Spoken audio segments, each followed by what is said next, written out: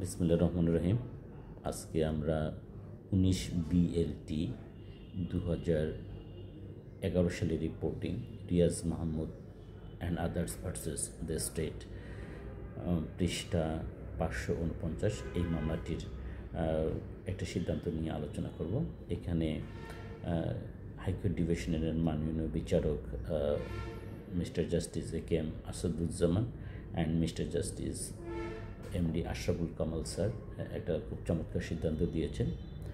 এখানে এরকম একটা ঘটনা ছিল, আর্মস রিকভারির একটা ঘটনা ছিল। তো এখানে ট্রাফ করা হয়েছিল, ফাঁদ পাতা হয়েছিল অবৈধ আর্মস ডিলারদের কাছ থেকে আর্মস উদ্ধারের জন্য। তো এখানে র্যাব এই ট্রাপ করে আর্মস রিকভারি করেছিল। পরবর্তীতে 4 জনের নামে একটা মামলা দায়ের হয়েছিল। সেই মামলায় তৎকালীন ট্রাইব্যুনাল আসামিদের শাস্তি প্রদান করেছিল। এই রায়ের বিরুদ্ধে যখন হাইকোর্ট ডিভিশনে আপিল করা হয়, তখন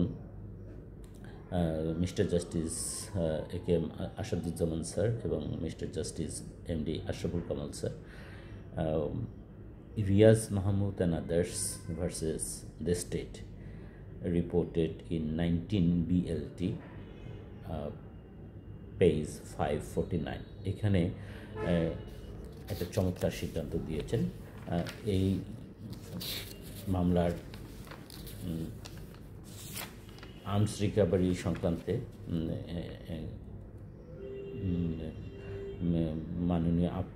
মাননীয় হাইকোর্ট ডিভিশন এই রায়ের 36 নম্বর প্যারায় সুনির্দিষ্টভাবে বলেছেন যে র্যাব ফোর্সেসের দায়িত্বগুলো কী। সেখানে র্যাব ফোর্সের দায়িত্ব উদ্ধৃতি দিতে গিয়ে মাননীয় জাস্টিস মহোদয়গণ আর্মড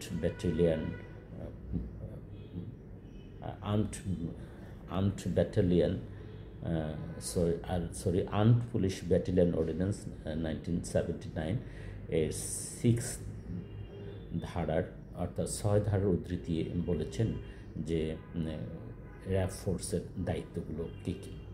সেখানে বলা হয়েছে যে আভ্যন্তরীণ নিরাপত্তা মেনটেন করা, এটা র্যাবের অন্যতম দায়িত্ব। দ্বিতীয়ত যেটা বলা হয়েছে, অপরাধ এবং অপরাধমূলক কর্মকাণ্ডের গোয়েন্দা তথ্য সংগ্রহ করা র্যাবের দ্বিতীয় প্রধান দায়িত্ব। তৃতীয়ত যেটা বলা হয়েছে যে অবৈধ অস্ত্র উদ্ধার বা আগ্নেয়াস্ত্র, এক্সপ্লোসিভ সাবস্টেন্স, এগুলো অর্থাৎ আর্মস অ্যামুনিশন, এক্সপ্লোসিভ সাবস্টেন্স, এগুলো উদ্ধারেরও তারা দায়িত্ব পালন করতে পারবে, তবে সরকার যদি নির্দেশনা দেয়। চতুর্থত যে জিনিসটা বলা হয়েছে সেটা হলো যে সরকার যদি কোনো মামলার তদন্তভার র্যাবের ওপর অর্পণ করে, তাহলে সেটাও তারা তদন্ত করতে পারবে। এবং সর্বশেষ যে দায়িত্বটা তাদের উপর দেওয়া হয়েছে সেটা হলো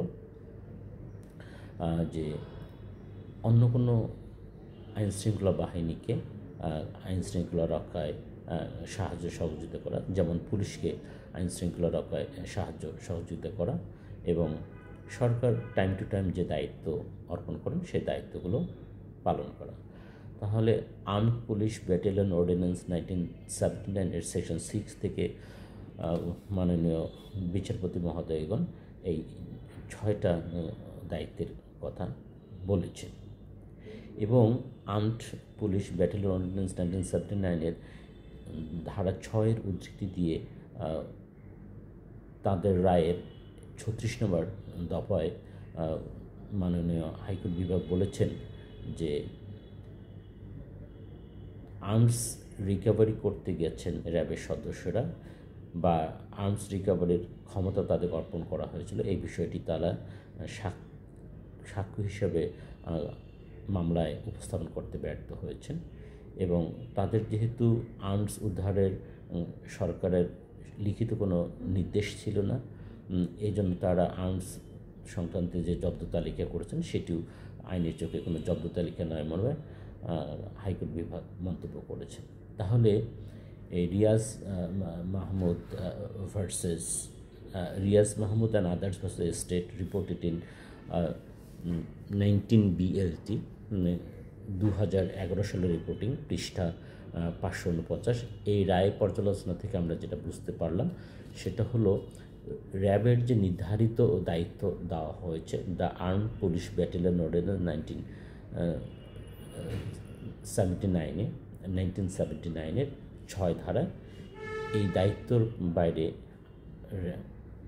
র্যাব অন্য কোনো দায়িত্ব পালন করতে পারবে না। আর টাইম টু টাইম সরকার যেরকম দায়িত্ব দেয় সেটা পালন করতে পারবে। এখানে 6 ধারার দফা বি এখানে সুস্পষ্টভাবে বলা হয়েছে, বিতে সুস্পষ্টভাবে বলা হয়েছে যে আর্মস, অ্যামিউনিশন, এক্সপ্লোসিভ সাবস্টেন্স উদ্ধার করার র্যাবের ক্ষমতা থাকবে, বাট সেই ক্ষমতাগুলো তারা প্রয়োগ করতে পারবে যদি সরকারের নির্দেশনা পায়, তাহলে সরকারের নির্দেশনা ব্যতীত করতে পারবে না।